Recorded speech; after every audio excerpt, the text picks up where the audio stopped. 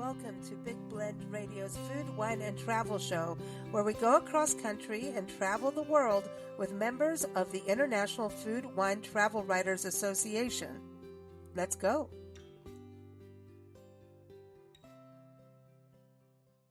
So welcome, everyone. As many of you know, every second Tuesday, every second Friday, and third Monday, we get to chat with members of the International Food, Wine, and Travel Writers Association. So a lot of time it's travel writers, bloggers, photographers, authors, and then also the destinations themselves. And today we get to have Joelle Machia and Ryan Slough back on the show. They are known for their blog, Wanderer's Compass. You can go to wandererscompass.com. And we met them actually just about a year ago on this same podcast. And now they have their own podcast, Wanderer's Compass, through Big Blend Radio, and also a digital podcast magazine, as does the International Food, Wine, Travel Writers Association. We do have a special podcast magazine that we do with this show called Travel, Food, and Wine. So all links are in the episode notes, but when we first met Ryan and Joelle, they were talking about castle hunting around the world. And so when it came to today's podcast, we thought, well, we better follow up and see, have they kept to their castle jumping? Is that such a word? Or am I going in chess? It's castle hunting, but I'm thinking castle jumping because of playing the game of chess. I don't know, but welcome back, Joelle. How are you? Good, Lisa. How are you? Doing good. Doing good. Ryan, how are you doing? I'm good. I was thinking checkers because I'm not that smart, so I don't. So you do jump in checkers, right? Don't you do a jump or like a takeover? Yeah. Jump over you and take this, but there is like a castle jump. I don't know. But anyway, you went castle hunting, I do believe, in Wales this year. In the last year, Joelle, in the last year since the initial podcast that we did together with the International Food, Wine, Travel Writers Association, we're just going to say IFWTWA. It's easier to say. We talked about all these castles, and I think you've surpassed that number we started off with last year. And you've done quite a few castles in a year. We have. We've probably, I can't remember the exact number, probably in the low 400s back then. We did many trips that we've covered some castles along the way. But this Wales trip was our first time we've really gone back to our roots. Sort of how this all started was us castle hunting back 12 years ago. And we were sort of missed doing that. I mean, we love traveling all over the world, but a lot of places just don't have many castles. And this trip turned out to be bringing us back to our roots and searching out a lot of castles, especially in Wales. We started out this trip with 464 castles under our belt and ended with 490 castles.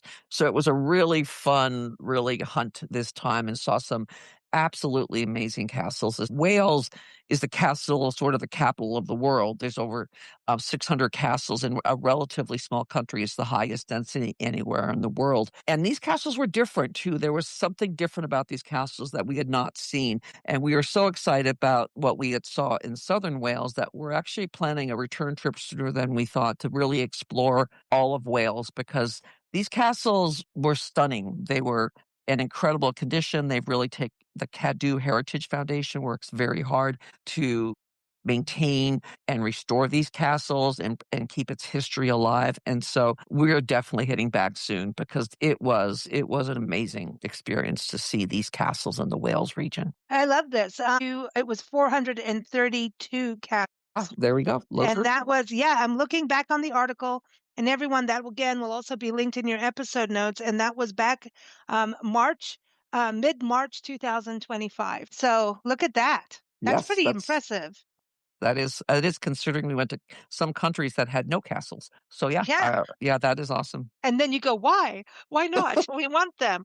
We want them. So Ryan, going to Wales this year, didn't you guys you were planning to go to Egypt, which had a whole different kind of castle, right? You were planning to go to Egypt and then you did a detour. Yeah, like we talked about before with we had this whole plan, everything's set and good to go to Egypt and hit Luxor and all the the pyramids and some of these great temples and go down the Nile a little bit and then some things happened and that region was no longer allowed to go access wise, especially for me being in the military, and I was told you can't go, so we lost a lot of money and we quickly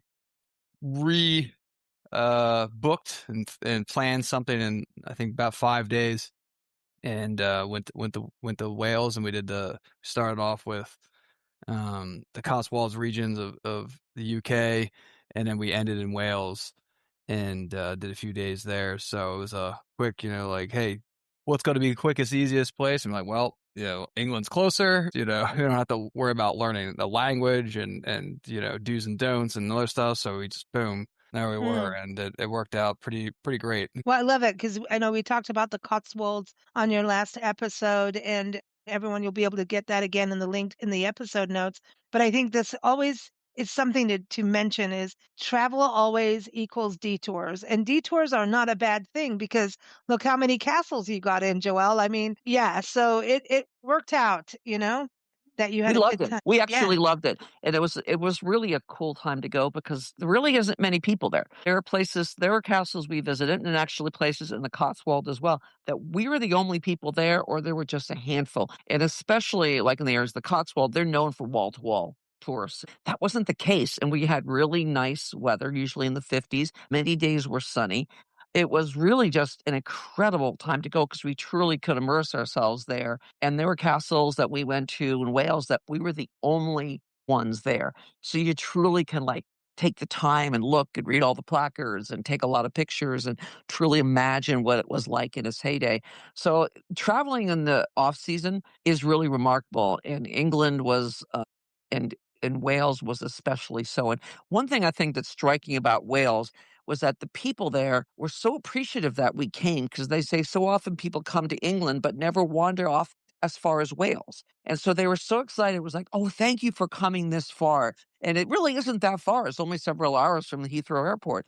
But for them, they really appreciate it. And it sounds like that seems to be, even in the peak season, they just don't get as many tourists. So for people who like maybe more something where they're not crowded or have to worry about that, Wales might be a super good alternative even in the peak season because they were so pleasantly happy that people came this far, which we had to laugh because it really isn't that far. Right, and I know Glenn, and who comes on a show every month. Glenn Burrows with Norfolk Tours, and he's not just Norfolk; he's everywhere. Goes, it's only a few hours drive or a train, depending on where you are. I mean, the island, the UK island, is relatively small, and it's amazing to me that you could just with how we travel, Nancy, down the road, we're driving like across Texas and trying to do it in a day. It's not like that there. And No, they've got pubs and little inns you can stay in and little shops and so I love that you went to Wales. But I do want to say, Ryan, you said you didn't have to learn another language. I do believe understanding Welsh is a whole other thing. So how was that navigating the Welsh language? Because I think they have one of the longest words in the world in the Welsh language, actually. And I will not try to pronounce it, Me but neither. Heck no. yeah, we do have their own language, and but every sign you drive by has and like placards and everything will have English, and then it'll have the Welsh translated on it. Mm. So and it's actually funny because I mean it's one of those things which I think is nice because that's helps you kind of immerse yourself because you I don't speak any of it, but then when I read and I look at something and I'm like, oh, I can kind of understand what that word by like a few letters or how it's like, I'm like, oh, that's clearly this word or that word, so gives you like an idea of, what you can really learn if you actually put your, the time and effort into it. It's probably not as hard as you think, but I don't know. I think I'm a little too old set in my ways to be learning another language at this point. But I always try to learn the key phrases and all those things. Right. I think getting to learn something new. Like I think there was a word I was asking you, Joelle, right before we recorded. Do? Am I saying it? Badu. But it's Badu, yes. CADW. So Yes. I'd never know. Like, They use it a lot. I don't know actually what it means. I believe it has is the word maybe for Welsh. One thing we were surprised is we did hear some people speaking Welsh amongst each other. And we passed a school that was out in the playground, and you could hear some of the children speaking some Welsh, most English. So it was very interesting to see they are really trying to keep that language alive and the culture alive, which is feels different a bit than England. People there are just calmer, more peacefulness there. Though people were very friendly in England, they're that much more friendly in Wales and very welcoming. It was a very, it just feel different, and the Welsh definitely have a very long history. They've been around a long time, Yeah. and so they it really was I really would like to explore it even more. We were there for 4 nights total in that a region, that we spent 4 full days visiting Wales. Ryan's always Mm, had this dream trip that we do the whole perimeter of Wales because the amount of castles along that perimeter is just mhm, nonstop. And because they built a lot of castles for multiple reasons, not just for the Norman expansion began in the 11th century, so there were a lot of conflict between the Norman forces and the Welsh rulers. So they built these castles for defense and military control, but they also it was about status, it was about governance, it was about trade routes, and of course land ownership. And with that came agriculture. It's a very rich agricultural region. So it's beautiful, beautiful countryside. It was early spring, you got tulips blooming everywhere. And one thing we just definitely enjoyed, of course, you're driving on the opposite side of the road from the US, and their 2-lane roads are very narrow 1 lane. And you're driving down these things with basically can't see the other side because they've got these tall, like boxwood type bushes on both sides of the road. And all of a sudden, boom, you're coming onto another car coming right at you. All of a sudden, 99% of the time, they would stop and let us by, even though I don't know. I mean, it's just their instinct is immediately to give to the person in front of them before we even could react. And it's just funny because these roads go on for miles and miles and miles. And you're just sometimes we come across nobody. And then you have to back up, or they have to back up quite a bit to let the other one by. But it just makes part of the mystique and fun of being there. It is just an alternative world. And it's so cool and so fun and just stunning everywhere you go. It's a mix. I would describe it as a mix of Scotland and Ireland. It's got the rawness of Ireland and but it's also got the pristine landscape and clean lines of Scotland. So it really was absolutely captivating. when I think of Wales, I always thought of it's rolling hills. Like it really is lush and green, and that's how Hmm. I remember it as a kid, and beautiful, and it is more relaxed. It's not. I mean, they do have cities in there, but yeah, I think this is kind of when you want to be off the beaten path and not so in the city mode like you're talking about. I think this definitely is Hmm. a country to visit. And all this history, it's true. We think about England's castles, Scotland castles. Well, there's Cardiff, and you've got all these, castles, 600 plus castles in Yes. Wales. Yep. That's So insane. it's That's something in the world. Yeah. In any country. wow. So I know people who have done the coastline, walk the Welsh coast. There's a coastal path that you can Oh, wow. walk the whole perimeter. So and it's really cool because there's companies where they drop you off at your trailhead in the morning and they take your luggage and drop it off at the bed and breakfast slash inn above the pub kind of thing. And you walk this path. I mean, you've got no snakes or anything getting you. You're walking through pastures, ancient ruins, and through castles and stuff like that. And you stop in the town and learn a little history, go in the pub for a pint and some lunch, and then you keep walking, get to your inn, your luggage is there, you have dinner at the pub in the inn, and then you start walking again. I love that. And We should look seriously, into that, Ryan. I'm serious. I think you I guys, don't know if I could walk. do you mean you guys are always on your feet when you travel? Let's see Geography, how you do. long. Yeah, we're always on our feet. We'll put 8 to 10 to It's 12 this miles is a day. yeah. That would be fun to look into. I'm curious how I will long the send you an walking is. article. Please Travel writer do. Debbie Stone has done, I think, England. She did Hayden's Wall. Um, We drove that ourselves. Yeah. she walked it. She Wow. walked the Hayden's Wall. Yeah, she's done all these walking holidays, and Debbie Stone. I call her Fire Monkey on the podcast. She's also a member of the International Food Wine Travel Writers Association, and so we met her. See, it was good about connecting us all. Well, you went to their conference this past year, right? And Yeah, we did. And that was our first IFTA conference. The next one's in Wisconsin in October, which we plan to go to as well. It looks fun there, but the one in Lafayette was super well done, and just the community that we connected with, but also just connecting with other writers and the things you learn from each other, the educational program, but then just all visiting the greater area of Lafayette, going on tours. That was a lot more fun. I mean, I knew it was going to be fun, but it was a lot more fun than I expected. And looking forward to Madison was.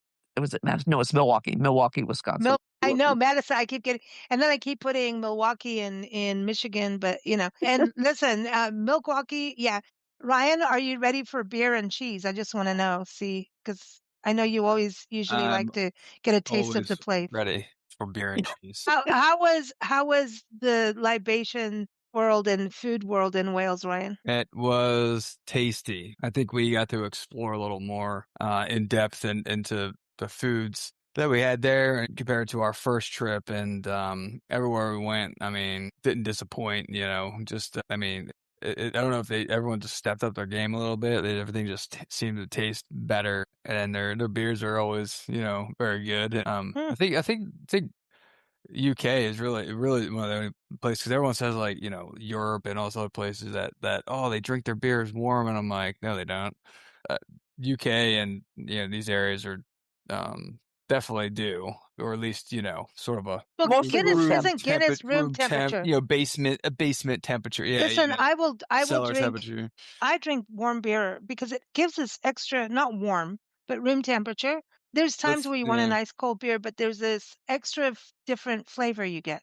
Well, sir, I mean, yeah, I mean, some of these beers people have been making for hundreds of years, and they were made. It's not like they had refrigerators be like, oh, this is gonna taste like this when it's ice cold. Like they made it to taste however, and that's how. So it's kind of like that's how it's. And when something's warm, just like if you're drinking whiskey, whatever. Like that's why people don't put, you're not really supposed to put ice. I mean, you can enjoy it how you want, but you don't really put ice in whiskey because it restricts the flavor and then it eventually melts and then waters it down. You don't get it. So like, you have that room temperature stuff. You can kind of get the intended Yeah. flavors and notes and stuff. So but I enjoyed everything that I had. What was your favorite castle? Oh, That's a that's tough. Ah, so there was a few. There was it Carphilly was amazing, Yeah, Caerphilly. and then there were I can't, Raglan. Raglan, Raglan, we yeah, absolutely loved as and well. then there was Chepstow was also a pretty amazing one as well. Uh, and what was the last one we went to on the beach? Yeah, I went on the cliffs. So it was Uh, called Dunraven, and the yeah, castle, there's Dunraven. not Yeah, much left. It's mostly yeah, ruins, it but wasn't so much. what was amazing about it is you had to hike up the hill to see what was ruins of the castle. But it turns out it's like a mini Cliffs of Moher. And we didn't know that. We pulled up just to go look at the castle, and it was tons of people, not tons, but many cars of people, locals coming to see the sunset. And it's a stunning area. So Ryan went up the cliffs. I went up to the ruins. Ryan went up to the cliffs and took some amazing photos. And it was like a mini Cliffs of Moher. It was absolutely stunning. Big waves crashing. But there you could actually get on the beach, but then also had the big cliffs around it. And that was the area that's called Southernmost, but it was the Dunraven Castle. That was a surprise for us because, again, this is more Yeah, along the southern coast of Wales. So this is the day we decided to just we started at Cardiff Castle in downtown Cardiff, which in itself is an amazing, amazing castle and worth visiting because they've restored a lot of the rooms to its original form. And it's just a really cool experience. But from there, we just drove along the coast and kept running into castles as well as some churches and a cathedral. And we landed up on this beach. And even after that, we went and visited like 4 little castles right around that area as well. So that was a really beautiful area along the southern coast, the back roads, the tiny roads. But I think my favorite castle was the Raglan because that one we weren't even supposed to. We were supposed to get to it. We didn't get to it. Google Maps said it was going to close at 4, but I said, we're here. Let's just go and take pictures and walk around the exterior. Well, turns out it was now April, so they extended their hours into to 5 o'clock. So we actually were there from 4 to 5, and we were the only ones there. That one is beautifully restored, and the scenery was stunning. And then it was the golden hour. It was just perfection in the history and everything. So that was probably my favorite. Caerphilly was the next one I really also enjoyed. Chepstow. So uh, you just have uh, so many. In Cardiff, I think because you could go into the old rooms that were fully restored and the luxury of the time period, that was actually really cool. And the city of Cardiff is the capital of Wales. That was a good place to stay for Southern Wales. It's only like 2+ hours from Heathrow, so it's really not that much of a drive, but it's just a busy city. The shopping there is huge. They call them arcades, which are really just giant shopping centers are everywhere. big restaurant culture, but it's especially their heart and soul seems to be sports. They adore their sports. They bring athletes from all over the world. They have big stadiums for a city that's really not huge. So that is a really good base if you want to visit Wales. Cardiff is a good place. We let them, staying at the Hilton there, which was really a good location for us and so forth. But I would move to other northern Wales. I have to look. We have to study that to see where we would stay going there because that was more of a drive. But there's definitely lots of little places to stay in some of these smaller towns, like anything in England as well as Wales. You have all these charming little towns that just would have, bed and breakfasts and little, inns and so forth. So that would be something when we do the tour around the edge, like you mentioned, maybe Stone had mentioned, that would be so cool to stay in some of these pubs and inns and so forth because I'm there's going a to lot have to of them. send you that because the Cardiff Castle is on that route. And some of the ones that you went to are, and I love that we can shine the spotlight on Wales. And there is a national park that is important, Snowdonia. Another IFWTWA writer, Barbara Redding, was on the IFWTWA show talking about that. And so that's Snowdonia. And she just was like, it's not far from Cardiff either. Mhm. And it's just a mountain and snow. And it just sounds super cool. But most importantly about Wales, Tom Jones is from Wales. Let's see. So, I Hmm, know a lot of women would be happy to know that they could move to Wales and maybe have a sighting of Tom Jones. that's funny. Hey, listen, he's got a good voice. He's got a good He voice. did. I think people do. I think people do leave Wales off the map a little bit, but then I'm starting to realize we've done some coverage, which is great. And they're all IFWA writers, that have done that. And Glenn. Glenn, it's separate, but I love that. And so, you're talking about there's the coast, you've been on the countryside. So you've had different kinds of landscapes in those Yes. 4 days, which is pretty amazing, isn't it? To Very have it different in. landscapes and very beautiful landscapes. Again, the city was vibrant, and there's a lot of history and old buildings and wide boulevards and grand buildings. So there's a little bit of everything. You could just in a really small region see a little bit of everything. If you like the city and you want some nightlife, you've got Cardiff, but just within a short distance, and even in the city in the city of Cardiff, right on the edge of it, you have some incredible castles and cathedrals and more rural communities. So it really is the best of all worlds, and it's also again a much more laid back relaxed pace than you would see maybe closer to the big cities of England. So no, it was a really good mix. And for people who really do want to visit these heritage sites, we highly recommend the Cadu Heritage Pass. It's not much money. It's like you can buy 3 days and 4 days or 7 days. It's 50, £50 or whatever. Well worth its weight in gold because by the time you pay all these admittances one after the other adds up quickly. Now, if you're going to go to just one or two heritage sites, okay, not worth it. But if you're going to go to many, like we did, well worth it. Or if you're going to do both England and Wales, we might recommend doing the English Heritage Pass, which is what we did. We got that. We got the annual pass, so we can use it for another year. It gets you into some very big sites in the England end of things. I mean, just Stonehenge alone would cost you as much as this whole pass does for a year. So that alone just makes it worth it. But if you're going to do many, it's a absolute fantastic option, included parking. But then if you go to the Cadu side, the Wales side of things, they give you 50% of all admittance into their heritage sites. So that's what we ended up doing because we were doing both. But I would recommend anyone going in that direction to look at either the Cadu or the English Heritage Passes because it is well worth the money. Plus, they have greatest resources and maps and things that you can use that really could help you really immerse yourself in that whole heritage culture of these countries. Oh, that's awesome. Now, Ryan, speaking of maps, you did the driving, right? While you were there, was Wales, compared to England and the Cotswolds, how was that in driving? It was easy going. I mean, it's the same in any of those areas, like in Scotland, London, England, or England, and When Ireland. You have to be careful because it's um, at Northern or Ireland. but it's just the lot of like those small roads and backcountry roads where it's like you're driving what 45, 50 miles an hour on a one-way road that with like that have like blind curves and stone walls on the other side, and there's no shoulder like ours where it's like, oh, you have like the line, and then you have like 3 feet of road, just in case, you weave off the road a little bit or, you need to pull over or something. It's like, no, they don't have that. It's like line and then grass or dirt or rocks or a What? tree. So it's like, You're really doing the cliffs then. yeah, so you're like Oh, you're yeah. always you're like I mean, you got it's less money to maintain the roads, and you got to pay attention more because you can't just be like, oh, I'll go text my phone because no, there's gonna be a hairpin turn and you're gonna run into a wall. It was pretty easy. There was a couple I'm so excited.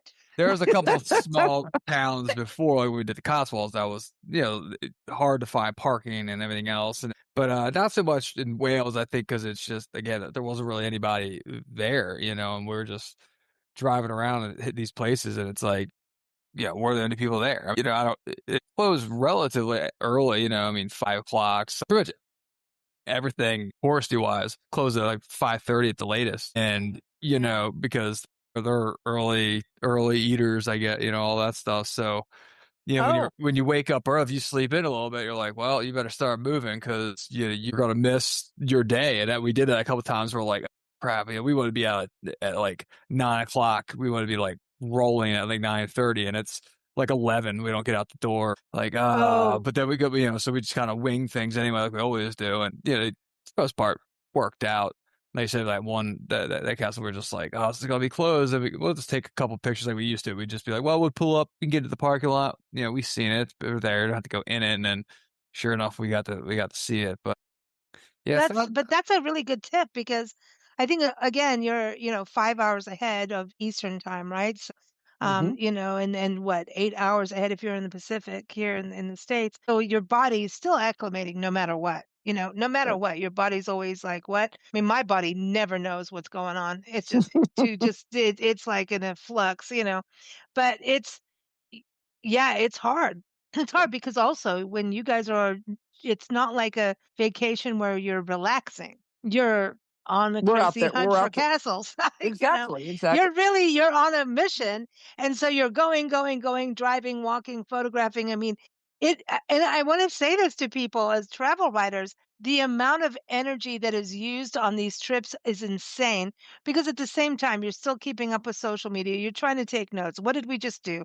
Trying to download photos, get the cameras charged, all of that stuff. Constant. It's constant. And then when you get home, it all starts up again because you're supposed to get this out, write this, write that. It is, I really think that people may not understand what travel writers go through. You're not sitting at the pool. You may get No, to sit at the it's rare. pool It's very rare. You're minutes. Yeah. working. Yeah, you're You're working and it's you're not working. like you're going to laze there and even get to finish the cocktail, which is wrong. We were really good at finishing our beer, cocktails, and wine. Always Did you say beer cocktails or beer, beering?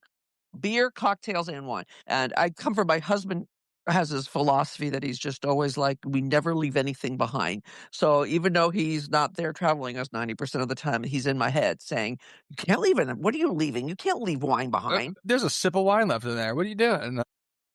Yeah, he doesn't like, leaving any I of that like your behind. husband. Yeah, he's he definitely loves his beer and stuff like that too. So when he does come with us, So he definitely enjoys that. So does this become the beer cocktail? Is this what happens? Like you don't leave things, you just put it together and chug Oh, it? no, that would work. That would work. I mean, once in a while you do see these beer cocktails. Where were we? There was somewhere on this trip, wasn't there? That there was a beer cocktail thing that I tried. I can't remember now if that was in England or Wales, but yeah, that was really cool. One thing for people who are nervous about driving there, I wouldn't be. And I think had we not been driving and had to be limited to just, either taking a tour group, I don't think our experience would have been the same. Yeah, we probably would have enjoyed it, but to be able to wander, to meet these people were engaging, to stay as long as we wanted, to investigate more or stay less, whatever. Driving was very easy. Mm. And yes, these roads are not well marked, but Google Maps was 100% perfect. Even if we got off the beaten path down these dirt roads, that didn't even have gravel, always got us back to where we needed to be. So you'd always could think, let's go down that alley. And you can because you know it will get you back. Some of these Mhm. castles we found were really ruins growing out of bushes, and you'd have to really like even where is it? But they'd always got us there. Google Maps got us there. And so people who have some adventurous side, don't hesitate to drive. It really Mhm. was easier than we thought. Ryan's a natural on the left. My son just actually booked his trip. He's going to Ireland and Scotland, and he's never driven. And I was talking to him about that. I said, you can do it. It's a matter of staying focused. But once it's natural, you're going to be like, wow, this isn't hard at all. Yeah. No, no, it's true. You just have to be focused, Yeah. 100%. And one thing before you guys go, I wanted to touch on is the fact of how old these castles, historic sites, or heritage sites, as they call them there, and ruins are. Because, I was looking at some of your notes about this. We're talking about like 1131, 1067. I mean, we don't know about that unless it's, indigenous people of America, right? Which we don't know their ancient sites and like really everything, right? But when you go there, that is, I mean, that's older than what we have. I mean, I know you guys are in Pennsylvania and back east a lot too. So back east, Pennsylvania, going to DC and all that area, we have some, or even, New England, New York, all of that has some of the most historic sites. But this is old stuff, man. And even This gets is, older, even gets older. What was the name of that one town we went to, Ryan? We went to some Roman baths because the Romans were there. There's a lot of Roman places you could visit in the Heritage Pass, and we went to an old Roman barracks from 1,000+ years ago, and the Roman baths that were absolutely beautifully restored. That was absolutely fascinating. So even if you're not into castles, there's Roman architecture and Roman history throughout this area as well. So what was the name of? Do you remember the name of that town, Ryan? The one that we did the Roman baths that were absolutely Yeah, I'm stunning. trying to think. Let me look that up. Caerleon, Carleon, Roman fortress. yeah, that was the first and second century.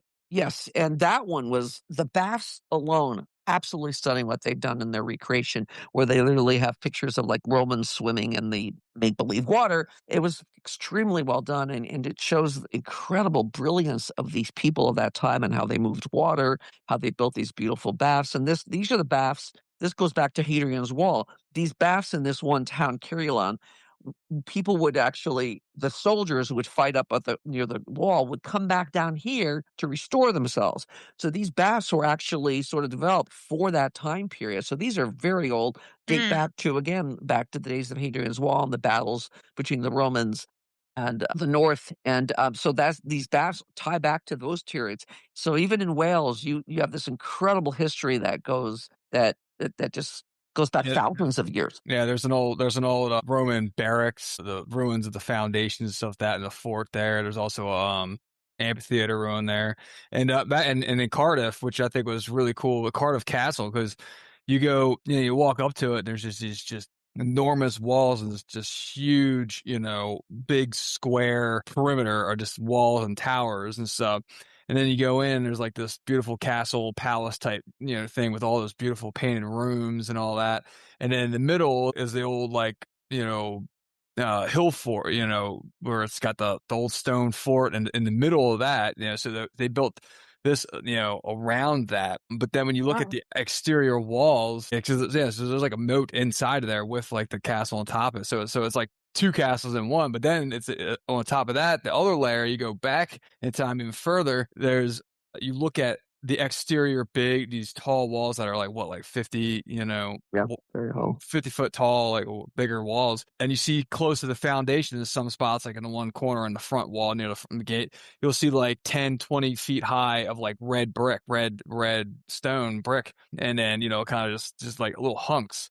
Well, that's because that's an old Roman fort. So that castle was built on whatever was left, the remains of an old Roman fort, because there's already like some foundation there and there's already a couple hunks of wall. So when they built that castle, they wanted to preserve what was there and basically also utilize it. And they built that perimeter wall on top of that. So there's like three layers of, like History. multiple layers of history and castles and forts like on top of that. So it was really cool to be like, oh, like, and you wouldn't even really think, I didn't notice that. I mean, I saw it walking in, but I didn't really think about it. I'm just like, oh, maybe it was a repair, or it's whatever, it's an old castle. And then when you start looking at the history and learning it when you're in there, you're like, oh man. And then you go in the basement in the one spot and it shows you like the foundation, the old Roman foundation from the old fort.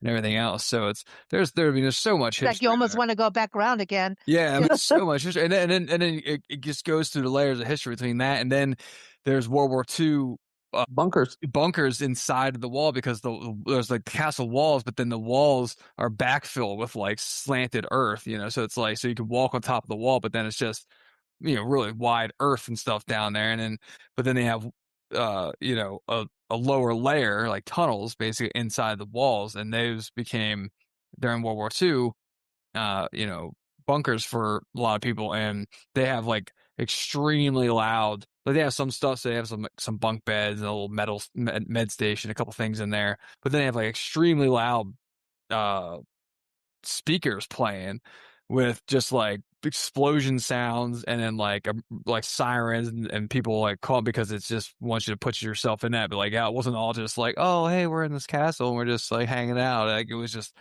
loud and it was crazy. Just that. I mean, just that part alone. I mean, you have so many just century after century of just different layers of history just in that one location. And then you can find that many places like that we went where it's like, oh, this was just an old whatever fort, and then these people took it over and then they turned into like a palace kind of fort, and show off their wealth and be a defensive position. I think that's the amazing part of Wales, is that you have all that stuff that you expect from the UK, but it's got just a little more levels in a lot of these spots, and a little more grandeur too, a lot because Wales was known to be very, very rich, at one point back in the day. So they started building these forts or these castles to show off their wealth rather than just being like, hey, we're defending this river in our border. They're like, yeah, but then they're gonna put a giant courtyard and in these fancy rooms for guests and stuff. Like some of Wow. those castles that we already spoke about was just were some like that where they just started transitioning to that. And so it's like a whole new level. You're thinking like, oh, I've seen a ruined castle. I've seen all these in UK and Scotland and everywhere. But then you get there and it's just like, man, that is gigantic. Like the moats, like moats inside a moat, it's like a castle and then a moat and then a castle inside the moat. A whole nother Just yeah, world of just It architecture. is. layers and layers of just defenses and just, I mean, it's so cool. And it's like, man, you just wonder like what amazing that was when it came, when it was done, Don't you think the Romans and the Egyptians were kind of like hand in hand in a way, about building things, and the Mayans? And Mhm. when you look at how they did this all, and the Romans, I mean, in England, there's like Petter's Way, which is a Roman road that you can walk. And it's a Roman road that you can still tell because they raised the center up. And so that the wheels would go, where like how we make tire tracks, right? If you go on a dirt road, you can see where the tires go and the center, but they raise the center up. And so that's where you can tell where it's a Roman road and normally had hedgerows on the side. And so Petter's Way is another walk you can do and go camping and have someone take you around and, from camp to camp or place to place. It's crazy. But the It is. Roman history is intense. But you definitely both had a wonderful experience in Wales. We can't wait for you to go back. I don't know. I want to go luxuriate in one of those big castles Yeah, and have my absolutely. own moat. I can go float down my own moat. Sounds like sounds like fun. Well, everyone, again, the links are in the episode notes. You can keep up with wonderscompass.com. For the International Food Wine Travel Writers Association, go to IFWTWA.org. Ryan, did you have a good time in Lafayette? I did. I'm looking forward to this year if we can make, which I'm pretty sure we can. We have it on the calendar, so The Milwaukee cheese, beer, and a lot of water, and a lot of beauty, and really good agricultural stuff coming out of that area, man. You're going to have so much fun. This is Yes, it will so be fun. cool. And everyone, again, links are in the episode notes. Take care, and we will talk with you soon. Thank you, Lisa. thank you. Thank you. Thank you for listening to Big Blend Radio's Food, Wine, and Travel Show, featuring members of the International Food, Wine, Travel Writers Association. We encourage you to visit their website. We say IFWTWA, which is IFWTWA.org. You can also follow us at bigblendradio.com. Happy travels, everyone.